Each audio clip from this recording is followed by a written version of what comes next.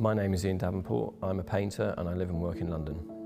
My practice has evolved a lot and changed a lot. I think I was always interested in materials, and even from being a child I was playing around with materials and paint, mixing glue into it, mixing gravel into paint, just doing all sorts of kind of wacky things with it. For me, my way of making paintings is my way of exploring the world.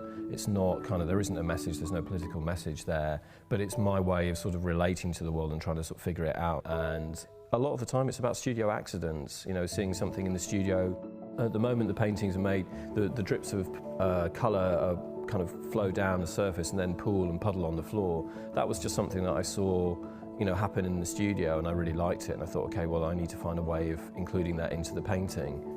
I think the main sort of focus for the work over the last few years has been colour, and then how I've sort of really developed that and sequenced that. And I think it's sort of to do with colour, but also to do with the way that the lines have reacted with that. So the compositions of the paintings haven't in a way changed very much. It's a very sort of strict kind of vertical dripped line composition.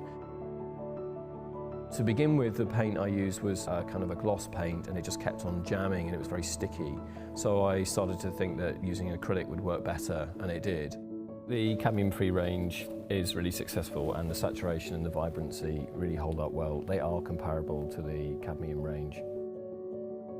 I think that there is more concern about cadmium use in paints and materials, and going forward there's going to be legislation about that, I'm sure. I like being in the studio. It's I'm so pleased that I'm able to do my job. I just have a great time doing it. It's just a really good place to be.